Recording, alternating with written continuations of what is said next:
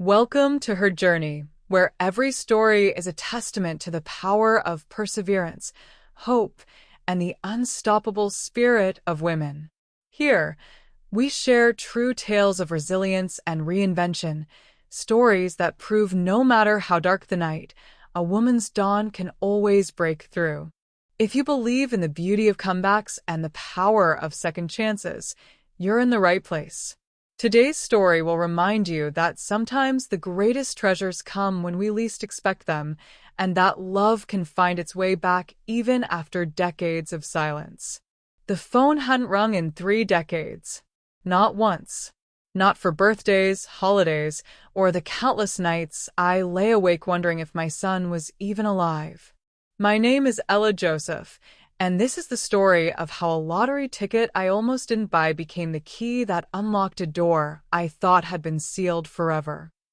I stared at the numbers on my television screen, my coffee growing cold in my trembling hands. 7 numbers that would change everything. 7 numbers that would force my son to remember he had a mother. But as I sat there in my small apartment, surrounded by the echoes of 33 years of silence, I wondered if money could truly buy back the love I had lost. If stories of resilience, transformation, and a mother's unwavering hope inspire you, please subscribe to her journey and hit the notification bell so you never miss a tale that just might change your life. My story begins in the suburbs of Cleveland, Ohio, in 1989. I was 37 years old, working double shifts at the local diner, my hands permanently stained with coffee and my back aching from years of carrying heavy trays. My son Tyler was 14 then, all sharp angles and brooding silence, his father's eyes staring back at me with a mixture of love and resentment I couldn't quite understand. The house on Maple Street had been our sanctuary once. 3 bedrooms, a small yard where Tyler learned to ride his bike, walls that had witnessed bedtime stories and birthday celebrations. But by 1989, those walls felt more like a prison. The divorce papers from Tyler's father, Robert, had been finalized just months earlier, leaving behind a trail of broken promises and unpaid child support. "Mom, can we get pizza tonight?" Tyler would ask, sprawled across our second-hand couch, his homework spread across the coffee table. "Not tonight, sweetheart. We had pizza last week, remember?" I'd reply, calculating the contents of my wallet against the bills scattered across the kitchen counter. Those were the good conversations. The ones where he still called me Mom without that edge in his voice. Where he still looked at me like I might have answers instead of just more problems. I worked at Henderson's Diner from 6 in the morning until 2 in the afternoon, then rushed to my evening job cleaning offices downtown. Some nights, I'd come home to find Tyler asleep on the couch, his chemistry textbook open on his chest, the television casting shadows across his face. He looked so young in those moments, vulnerable in a way he never allowed when awake. "You work too much," my neighbor Mrs. Patterson would say when she'd see me stumbling up the front steps at midnight. She was a kind woman in her 70s, always offering to look after Tyler when my shifts ran long. "What choice do I have?" I'd whisper back, not wanting to wake my son. But the truth was more complicated than overwork and financial stress. The truth was that Tyler blamed me for his father leaving. Not in words, not directly, but in the way he'd flinch when I tried to hug him, in the way he'd roll his eyes when I'd suggest we spend time together, in the way he'd mention his father's new life with Jennifer, his 25-year-old secretary who apparently made real dinners and lived in a house with a 2-car garage. "Dad says you drove him away with your complaining," Tyler said one evening in March 1991, just weeks before his 18th birthday. The words hit me like physical blows. I was standing at the kitchen sink, washing dishes from our dinner of boxed macaroni and cheese. My hands stilled in the soapy water. "Tyler, that's not fair. Isn't it? You were always nagging him about money, about helping around the house, about spending time with us. Maybe if you'd just been happy with what we had." I turned to face my son, This beautiful boy, who looked so much like his father it sometimes took my breath away. At almost 18, he was taller than me now, his voice deeper, but his eyes held the same wounded confusion I'd seen since he was small. Honey, marriages are complicated. Your father and we had problems that had nothing to do with you. Everything had to do with me, he shouted, his voice cracking the way it still did when emotions overwhelmed him. He told me he never wanted kids in the first place. That having me ruined everything. That you trapped him. The plate slipped from my hands, shattering against the linoleum floor. But the sound of breaking ceramic was nothing compared to the sound of my heart splintering as I realized my ex-husband had poisoned my son against me with his own failures and regrets. Those conversations became more frequent as Tyler's 18th birthday approached. He'd throw Robert's words at me like weapons, each one precisely aimed to cause maximum damage. I began to understand that I wasn't just fighting for my son's love. I was fighting against his father's narrative, a story in which I was the villain who destroyed their perfect life. The final straw came on Tyler's 18th birthday in April 1991. I had saved for months to buy Tyler a used car for his birthday. It wasn't much, a 1985 Honda Civic with dents on both sides and an engine that wheezed, but it ran, and I knew how badly he wanted his independence. I'd worked extra shifts, skipped meals, and even pawned my grandmother's ring to scrape together the $1,500. "Happy birthday, sweetheart," I said, holding out the keys with shaking hands. We were standing in our driveway, morning light filtering through the maple tree that gave our street its name. Tyler stared at the keys, then at the car, then back at me. Something cold and hard settled in his eyes. "Dad's buying me a new Mustang." The words hit me like a slap. What? "He called last night. He's getting me a brand new Mustang for graduation. Red, with a sunroof." Tyler's voice was flat, emotionless. He said it's time I had something nice for once. Something I could be proud of. I felt the ground shifting beneath my feet. "Tyler, I've been saving for months. To buy me a piece of junk that'll break down before I even get to college?" He laughed, a sound devoid of any warmth. "Thanks, but no thanks, Mom. I'll wait for a real gift from someone who actually cares about me." "How can you say that?" Tears were streaming down my face, but I couldn't stop them. "Everything I do for you. Every double shift, every sleepless night worrying about bills, every sacrifice." "Sacrifice." Tyler's voice rose to a shout. "You think working at a diner is a sacrifice? You think living in this dump is some kind of noble gesture? Dad was right about you. You're pathetic." The word hung in the air between us like poison. Pathetic. My own son, the child I'd given everything for, thought I was pathetic. "Get out," I whispered. "What?" "Get out of my house." My voice was stronger now, powered by a pain so deep it felt like drowning. "If I'm so pathetic, if this house is such a dump, if your father's new life is so much better, then go. Go live with him and his perfect girlfriend in their perfect house with their perfect car." Tyler stared at me for a long moment, and I thought maybe, just maybe, he'd take it back. Maybe he'd remember that I was his mother, that I'd loved him since before he was born, that every sacrifice had been made gladly because he was worth it. Instead, he shrugged. "Fine. "I'll call Dad to pick me up." And that's exactly what he did. I watched from my kitchen window as Robert pulled up in his new BMW, watched as Tyler threw his belongings into garbage bags, watched as my son walked out of my life, without a single backward glance. The Honda Civic sat in the driveway like a monument to my failure, its keys still clutched in my palm. That night, I sat on Tyler's bed, surrounded by the remnants of his childhood. Baseball trophies, science fair ribbons, photographs of birthday parties and Christmas mornings when we'd been a family. I picked up a picture of Tyler at age 7, gap-toothed and grinning, his arms wrapped around my neck. Where did I go wrong?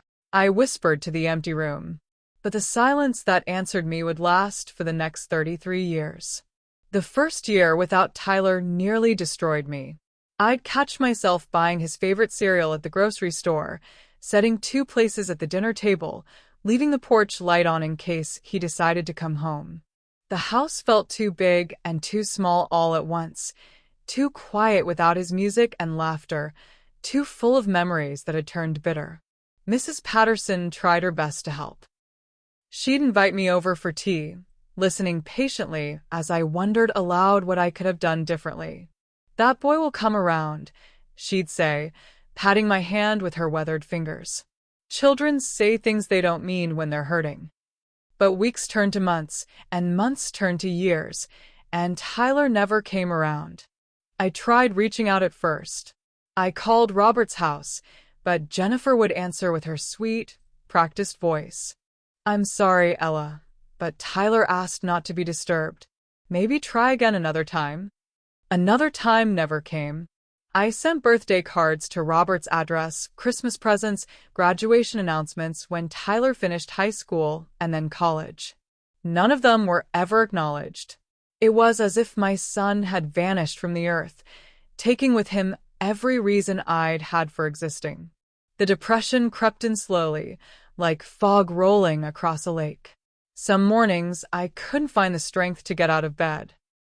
The diner manager, a gruff man named Bill Henderson, showed more patience than I deserved when I'd show up late with red-rimmed eyes and shaking hands. "You need help, Ella," he said one afternoon as I mechanically wiped down tables. "There are people you can talk to, you know. Professionals."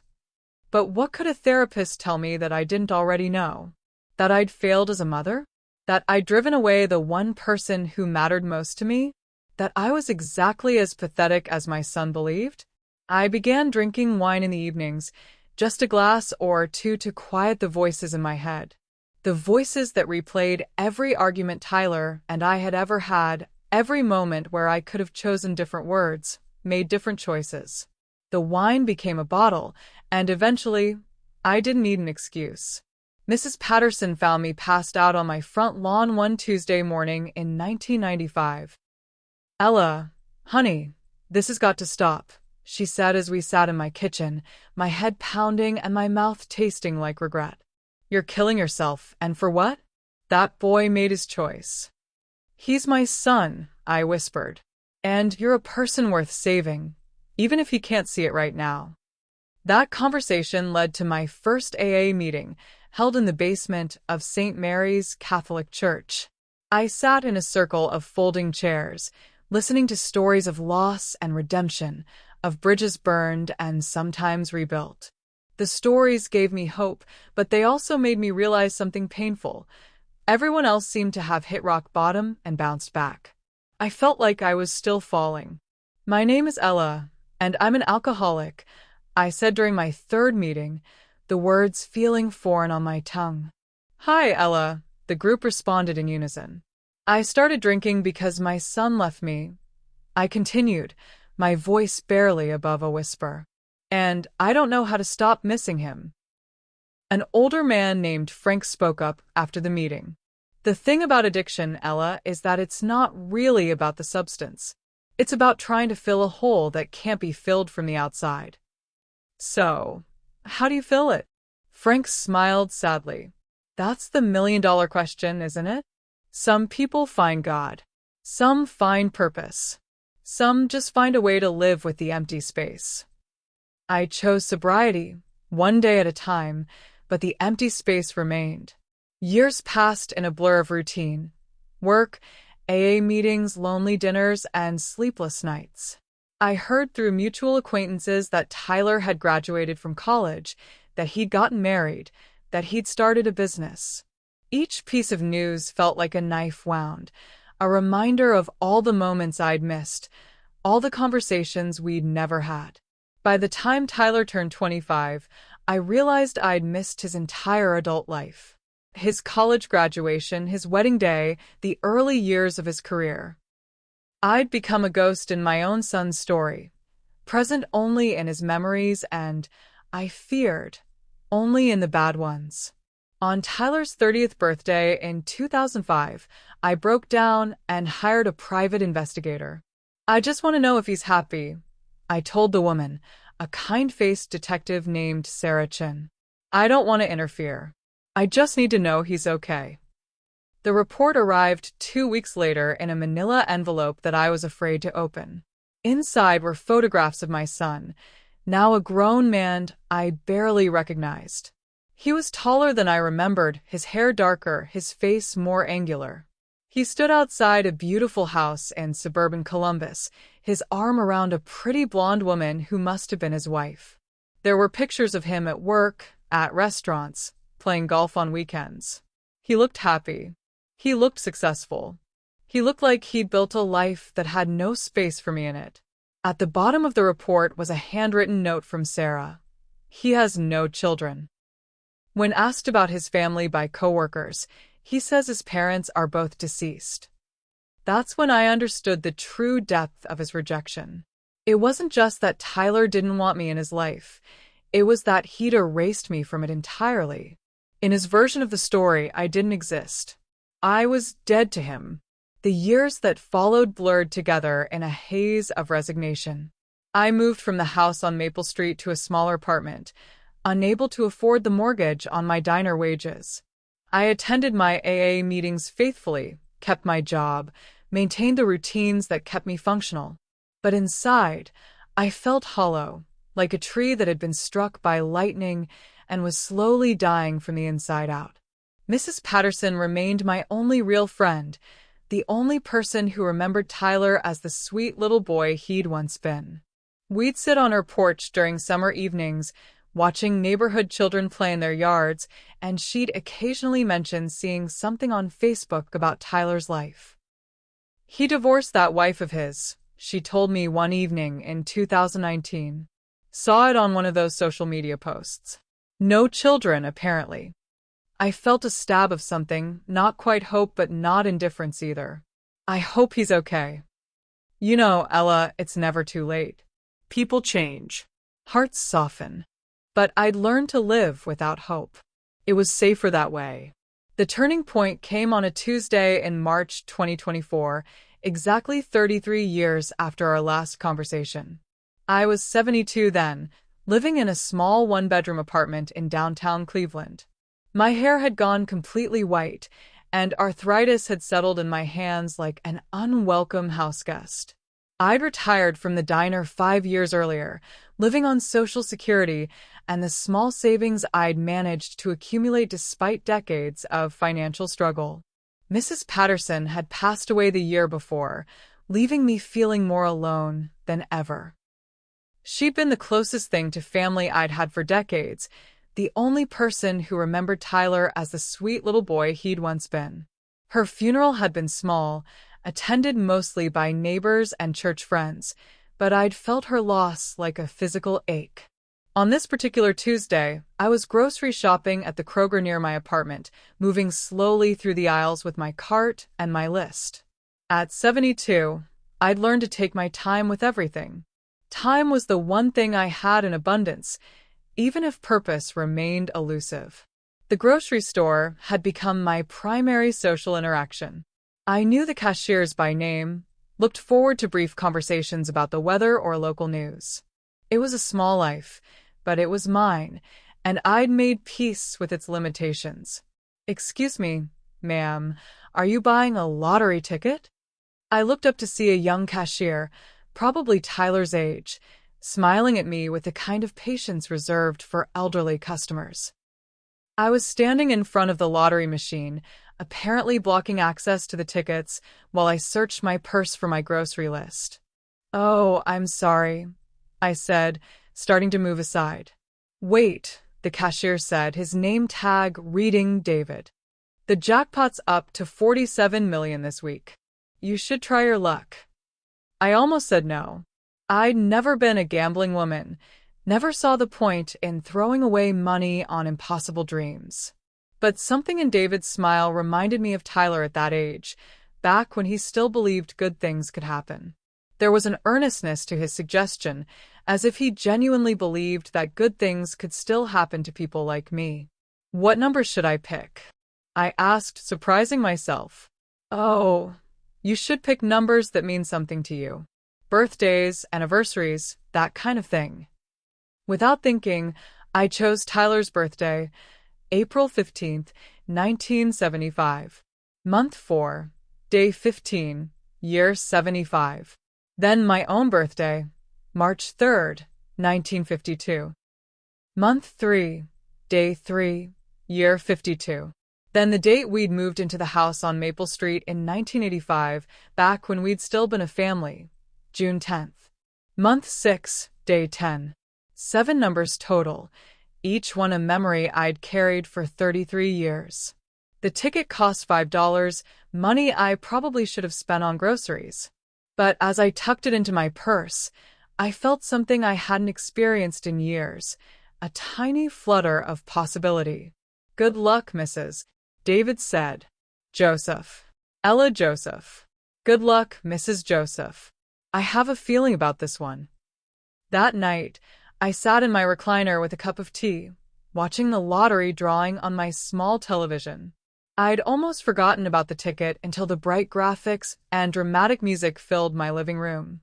The announcer, a woman with perfectly styled hair and an enthusiastic smile, began reading the numbers.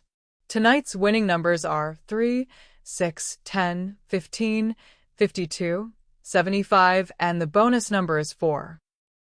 The first number matched, then the second. By the third matching number, my hands had started shaking. The fourth and fifth numbers aligned perfectly with what I'd chosen. When the sixth number was called, I had to set down my tea to keep from dropping it.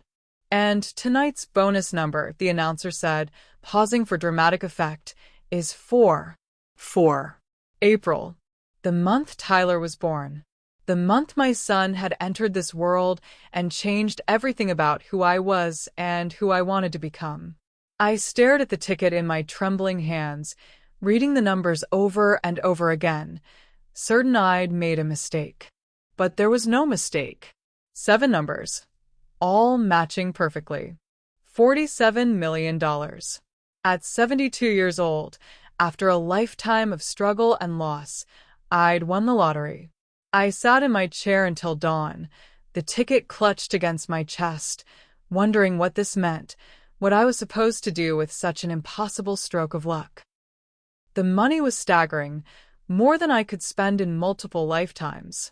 But as the sun rose over Cleveland, painting my small apartment in golden light, I realized the money itself wasn't what mattered. What mattered was that for the first time in 33 years, I had something Tyler might want. Something that might make him listen to me. Something that might bring my son home. The next few weeks passed in a surreal blur of lawyers, financial advisors, and media attention I never expected. The Lottery Commission insisted on a press conference, complete with a giant check and photographs for the local newspapers. I stood there in my best dress, a navy blue outfit I'd worn to Mrs. Patterson's funeral, smiling awkwardly as cameras flashed. "What are you going to do with the money, Mrs. Joseph?" asked a reporter from Channel 5. I'd thought about this question constantly since that Tuesday night. "I want to help people," I said finally. "I want to make sure other people don't have to struggle the way I did." It wasn't a lie, but it wasn't the whole truth either. The whole truth was too complicated to explain to strangers with cameras. My lawyer, a sharp-eyed woman named Linda Morrison, walked me through the process of claiming the prize. After taxes, I'd receive roughly $28 million. Even reduced by half, it was still an incomprehensible amount of money. "You'll want to be careful about how you handle requests for financial help," Linda warned me during one of our meetings. "When news like this gets out, people come out of the woodwork. Family members you haven't heard from in years, charities, scam artists. Everyone's going to want a piece of this." "Family members I haven't heard from in years," I repeated softly. Linda must have heard something in my voice because she leaned forward, her expression gentling. "Ella, is there someone specific you're hoping will reach out?" I told her about Tyler then, about 33 years of silence, about the son who'd erase me from his life, so completely that he told people I was dead. Linda listened without judgment, taking notes in her legal pad. "Have you considered reaching out to him directly?" she asked when I finished. "He made it clear he never wanted to see me again." I've respected that wish for over 3 decades. But circumstances have changed now. Have they? Or am I just a pathetic old woman who thinks money can buy back love? Linda set down her pen. "Ella, there's nothing pathetic about wanting a relationship with your child. The money doesn't change who you are or what you feel. But it might change his willingness to listen." Within a week of the press conference, my phone started ringing. Distant cousins I hadn't spoken to since childhood. High school classmates who'd tracked down my number through social media. Charities with heartbreaking stories and detailed funding requests. But not Tyler. I moved out of my small apartment and into a beautiful house in Shaker Heights, a Tudor-style home with a garden and enough bedrooms for the family visits that never came. The realtor, an energetic woman named Patricia, kept emphasizing the house's family-friendly features. "This would be perfect for when your children and grandchildren visit," she said, showing me the spacious dining room. "I don't have grandchildren," I said quietly. "And my son. We're not close." Patricia's face softened with understanding. "Well, maybe this house will give you a fresh start. Sometimes a new environment can open new possibilities."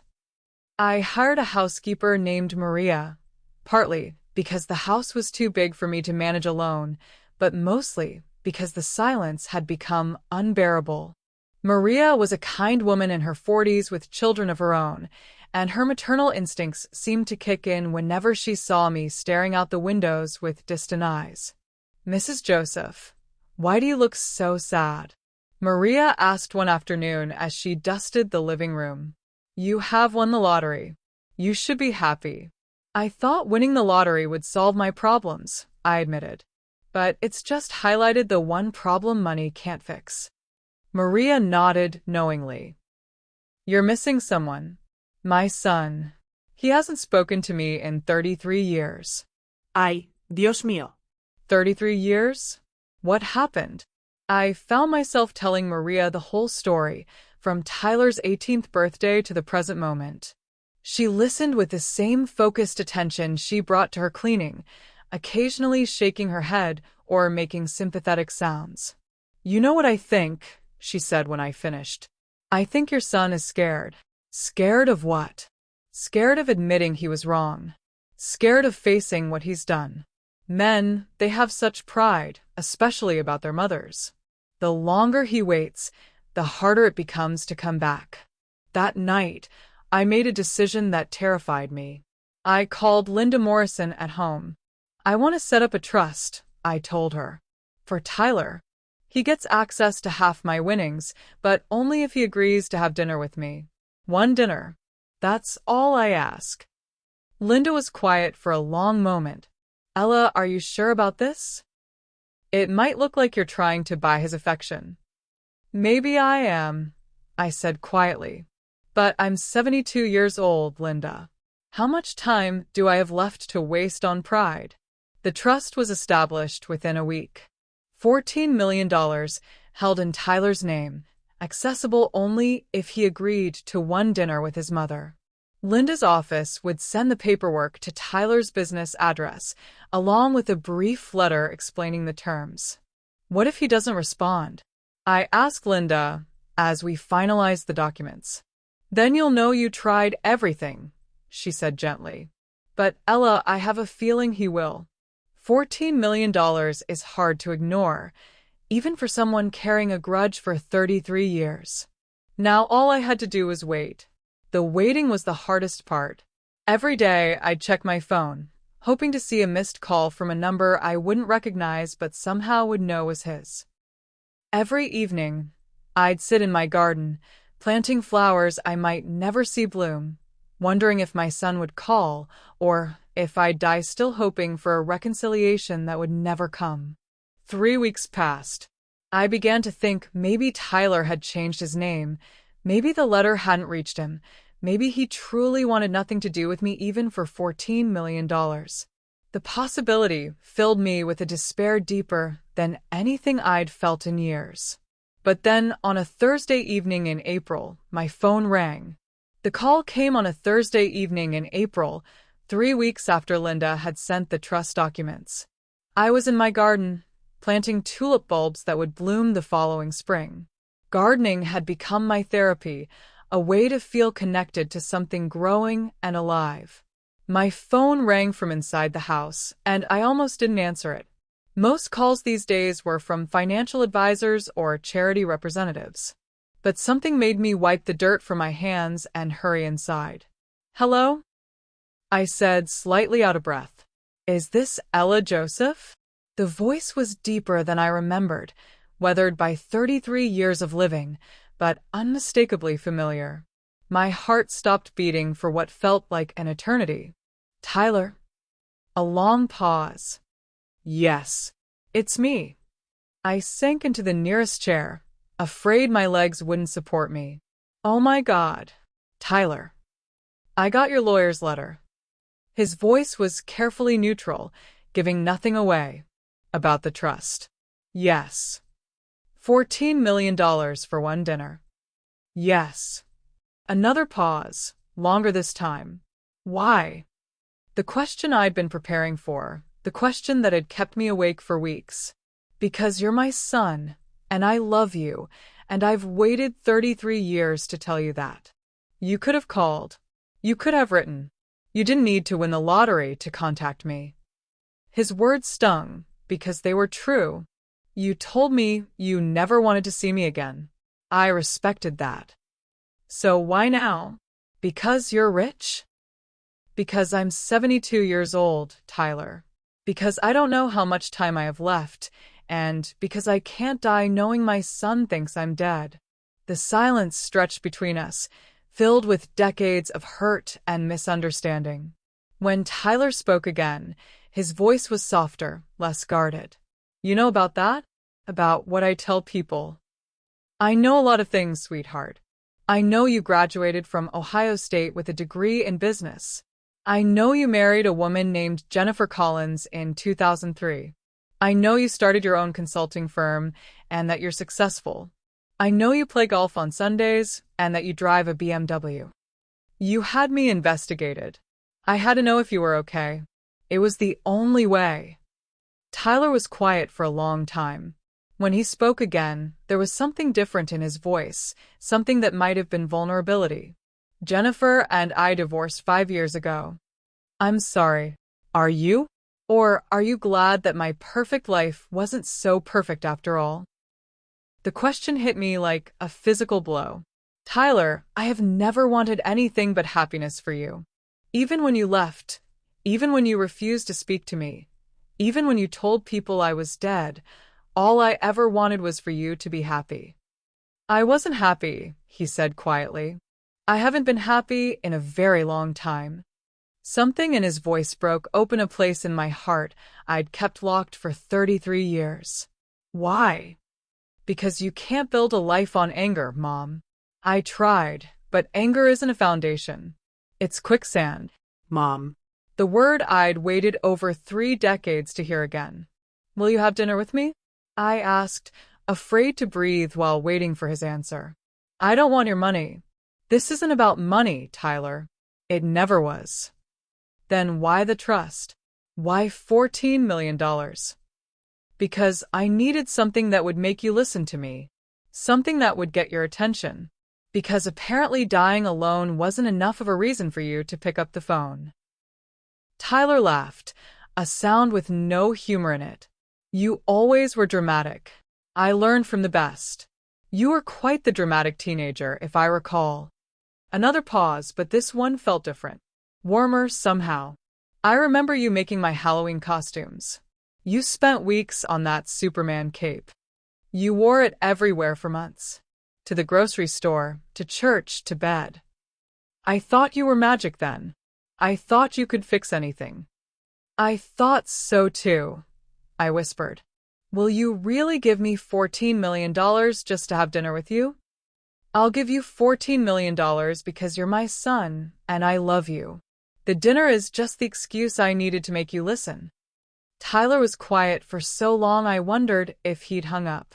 When he finally spoke, his voice was thick with emotion. "You know what the worst part is, Mom? I've wanted to call you for years. Every birthday, every Christmas, every time something good or bad happened in my life.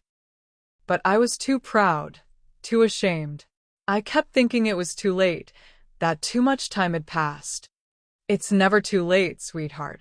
Dad died 15 years ago. Did you know that?" "I heard." I'm sorry. "His last words to me were about you. He told me he'd made a terrible mistake, poisoning me against you. He said he'd spent 15 years regretting it and that I shouldn't make the same mistake." Tears were streaming down my face. "Tyler." But I was still too stubborn to listen. I let him die with that regret, and I kept carrying it for 15 more years. Saturday night, 7 o'clock. "Do you remember the Italian place on Mayfield Road, where we used to go for your birthday?" "Antonio's." "Yes, I remember. I'll make a reservation." "Tyler." "Yeah, thank you." After he hung up, I sat in my kitchen and cried for 20 minutes straight. Not tears of sadness this time, but tears of relief so profound I felt like I was drowning in them. My son was coming home. After 33 years, my son was finally coming home. I called Maria immediately, needing to share the news with someone who would understand. "Mrs. Joseph, you sound different," she said when she answered. "Happy different." He called Maria. Tyler called. "We're having dinner on Saturday." Gracias a Dios. "I told you he would come around. What will you wear? What will you say?" I laughed through my tears. "I have no idea. I've been planning this conversation for 33 years, and now I can't remember a single word I wanted to say." "You don't need to plan, Mrs. Joseph. Just be his mother. That's all he needs." Saturday arrived with the kind of spring weather that makes everything seem possible. I spent hours getting ready, changing outfits 3 times before settling on a simple black dress and pearl earrings. I wanted to look nice, but not like I was trying too hard. I wanted to look like a mother, not a stranger. Maria had offered to stay late to help me prepare, fussing over my appearance like a worried daughter. "You look beautiful, Mrs. Joseph," she said, adjusting my necklace. "Your son, he will see how much you love him. What if he changes his mind? What if he doesn't show up?" "He will show up. A man doesn't call his mother after 33 years just to disappoint her again." Antonio's hadn't changed much in 33 years. The same checkered tablecloths, the same smell of garlic and basil, the same warmth that had made it our special place when Tyler was young. I arrived early, my hands shaking as I gave the hostess Tyler's name. "Right this way, Mrs. Joseph. Your son called to confirm the reservation. He should be here shortly." I sat at our table, the same corner booth where we'd celebrated my 40th birthday, back when Tyler still smiled at my jokes and saved room for dessert. The years collapsed around me as I waited, every birthday dinner we'd shared in this restaurant playing through my memory like scenes from a movie. At exactly 7 o'clock, Tyler walked through the door. He was 49 now, his hair silver at the temples, his face carrying lines I hadn't put there. But his eyes were the same dark brown that had looked up at me with trust and love when he was small. He was taller than I'd expected, broader through the shoulders, wearing a navy suit that spoke of success and confidence. He spotted me immediately and walked over with purpose, his expression unreadable. For a moment, we just stared at each other across the table, 33 years of silence stretching between us like a chasm. "Hi, Mom," he said finally. We ordered food neither of us would eat, both too nervous to have much appetite. The conversation started carefully, circling around the big subjects like wild animals afraid to approach a fire. "You look good," Tyler said, unfolding his napkin with precise movements. Wealthy life agrees with you. The money doesn't matter to me, Tyler. It never has. Doesn't it? Come on, Mom. $14 million to get me to have dinner with you? That doesn't exactly scream. Money doesn't matter. I set down my water glass and looked directly at him. You're right. I used money to get your attention because it was the only thing I had that you wanted. But let me ask you something, Tyler. If I'd called you 6 months ago, before I won the lottery, would you have answered? He was quiet for a long moment, his jaw working like he was chewing words he didn't want to swallow. No, he said finally. I wouldn't have. Then the money served its purpose. It got you here. But don't you see how messed up that is? That it took $14 million to get your son to have dinner with you?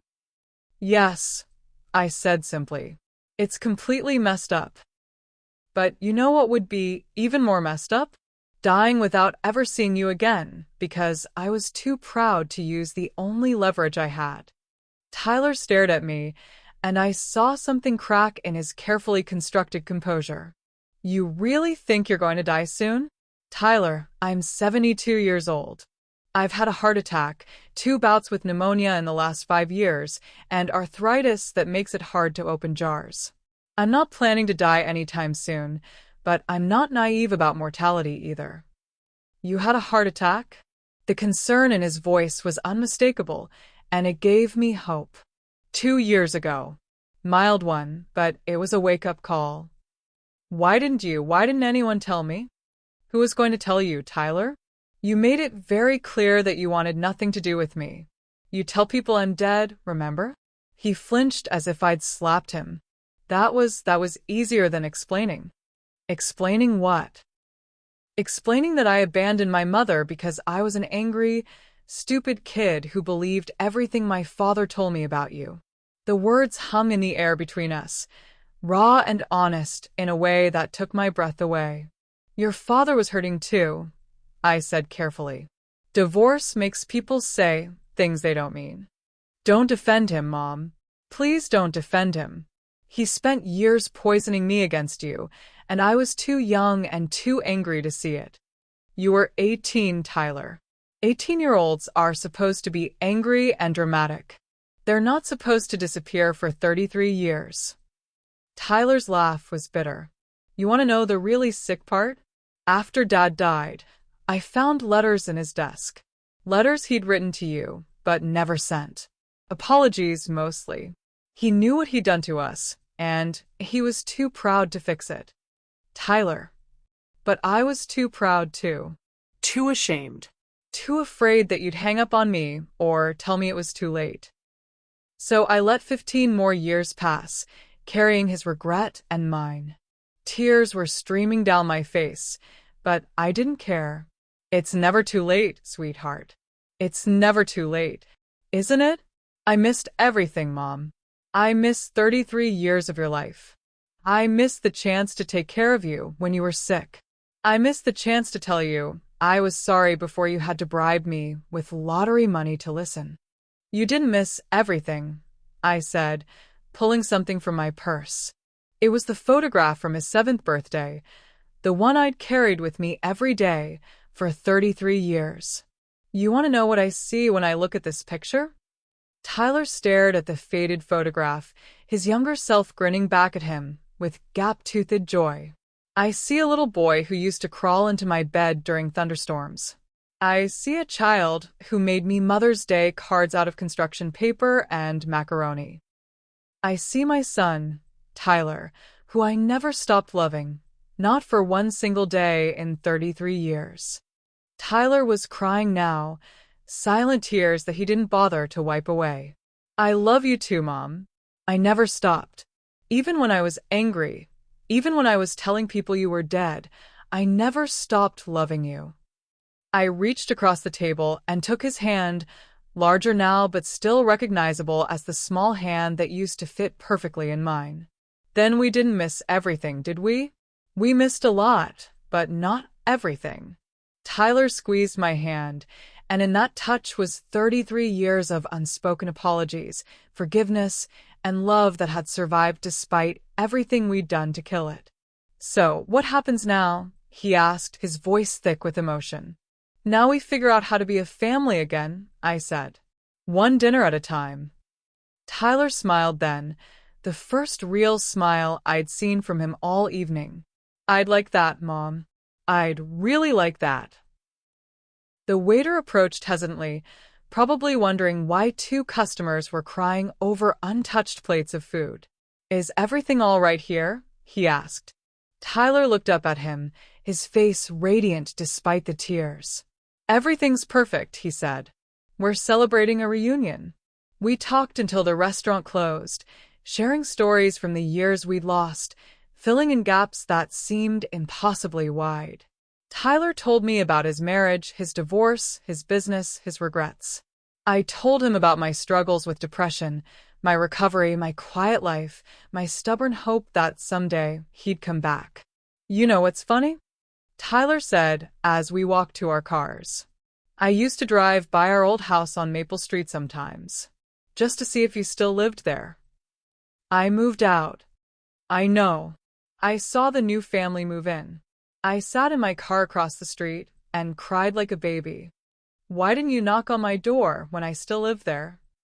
Tyler was quiet for a long moment. "Because I was afraid you wouldn't forgive me.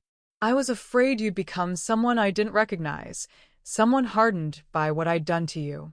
And now I see that you're exactly who you always were. My mom. The woman who worked 2 jobs to buy me a car I was too stupid to appreciate. The woman who never gave up on me, even when I gave up on myself." When we finally parted ways in the parking lot, Tyler hugged me for the first time in 33 years. It was awkward at first, our bodies unfamiliar with each other, but then muscle memory kicked in, and I remembered how perfectly he used to fit in my arms. "Mom," he said as we separated. "Yes, about the money." The 14 million. I meant what I said. "I don't want it, Tyler. I want something else instead." "What?" "I want to come to Sunday dinner next week, and the week after that, and every week for as long as you'll have me." I started crying again, but this time they were tears of pure happiness. "I'll have you forever, sweetheart, for as long as forever lasts." 6 months later, I'm sitting in my garden on a crisp October morning, watching Tyler help Maria plant bulbs for next spring's flowers. He comes for Sunday dinner every week now, sometimes bringing takeout from our favorite Chinese restaurant, sometimes cooking meals that remind me he learned more than anger from his years away. We're still learning how to be mother and son again. Some conversations flow easily, like no time has passed at all. Others are awkward, filled with references to experiences we didn't share, people the other doesn't know, inside jokes that exclude one of us. But we're patient with each other in a way we never were when he was 18, and I was overwhelmed. "You know what's funny?" Tyler said last Sunday, as we cleaned up after dinner. "I used to dream about having enough money to prove to you that I'd made something of myself, that I was successful despite everything. And now I realize you never cared if I was successful. You just cared if I was happy." The trust fund sits untouched in an account bearing Tyler's name. He's made it clear he doesn't want the money, but I haven't moved it back into my accounts either. It exists as a symbol now, a reminder that love can't be bought, only freely given. Perhaps one day he'll change his mind, or perhaps it will go to charities that help reunite families. For now, it serves its purpose simply by existing. I've started using my lottery winnings in ways that feel meaningful. There's a scholarship fund at Tyler's old high school for students from single-parent homes. There's a program at the local community center that provides job training for women over 50. There's a fund that helps pay for family therapy for estranged relatives trying to rebuild their relationships. You're trying to fix everyone else's family because you couldn't fix your own, Tyler observed one afternoon as I reviewed grant applications. Am I? Yeah, but here's the thing, Mom. You did fix ours. It just took 33 years longer than you expected. Last week, Tyler brought me a surprise. He'd been cleaning out his apartment and found a box of things from his childhood that his father had given him years ago. Pictures, report cards, artwork I'd forgotten existed. But at the bottom of the box was something that made me cry all over again. It was the Mother's Day card he'd made me when he was 8, constructed from red construction paper and white doilies, with a poem written in careful second-grade handwriting. My mom is the best mom in the world. She makes good food and hugs me when I'm sad. She works hard every day to take care of me. I love her more than video games and ice cream. Happy Mother's Day, Mom. Love, Tyler.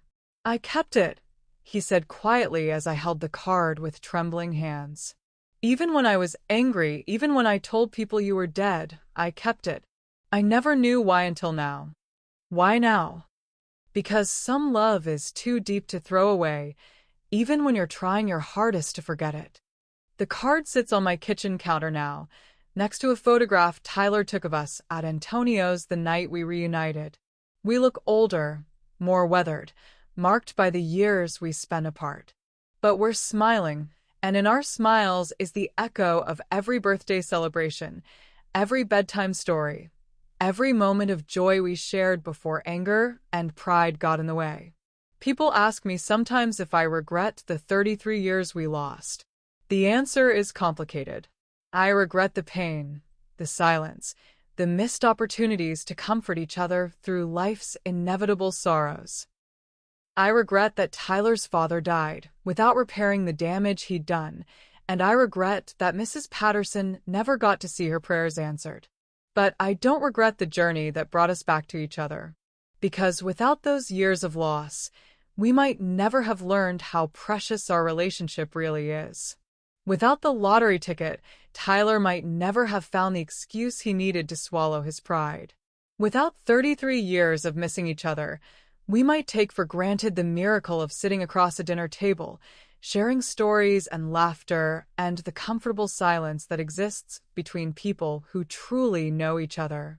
Do you think everything happens for a reason? Tyler asked me recently as we worked together in the garden, our hands dirty with soil and hope. I think we create reasons for everything that happens, I replied, watching him plant tulips with the same careful attention he'd once given to his homework. We take the random, senseless events of life and weave them into stories that help us understand who we are and where we're going. So, what's the story you're telling yourself about us? I thought about it for a long moment, watching him work. At 49, he has his father's hands but my stubborn streak, Robert's eyes but my capacity for forgiveness. I'm telling myself the story of a mother who loved her son enough to wait 33 years for him to come home, and a son who loved his mother enough to come back, even when pride and fear told him it was impossible. That's a good story, Mom. It's our story, sweetheart. And the best part is, it's still being written. Tonight, Tyler is coming for dinner again. Not because $14 million is waiting for him, but because this is what families do. They show up for each other, week after week, year after year, building relationships one shared meal at a time. I'm 73 now, and I don't know how many years I have left. But I know this. When my time comes, Tyler will be there. Not because money convinced him to care, but because love found a way to survive even the longest winter. And maybe that's the real lottery I won. Not the $47 million that bought my son's attention, but the chance to discover that some bonds are too strong to break permanently, no matter how hard we try. Some love is patient enough to wait 3 decades for a second chance. Some hearts are brave enough to risk rejection one more time. And sometimes, just sometimes, the impossible becomes possible when we're willing to set aside our pride and remember what really matters. My son is coming to dinner tonight. After 33 years of silence, he's coming home. And I'm finally, completely whole again. Thank you for joining us for this extraordinary story of patience, forgiveness, and the enduring power of a mother's love. If Ella's journey moved you, please subscribe to her journey for more real tales of women rising from heartbreak to healing. Share this video with someone who needs a reminder that it's never too late to rebuild the relationships that matter most. What bridge in your own life needs rebuilding? What conversation have you been putting off because pride or fear stands in the way? Let us know in the comments, and remember, your true story is still being written. Sometimes the most beautiful chapters come after the longest, darkest nights. Subscribe to her journey, and let's discover together that every ending can become a new beginning.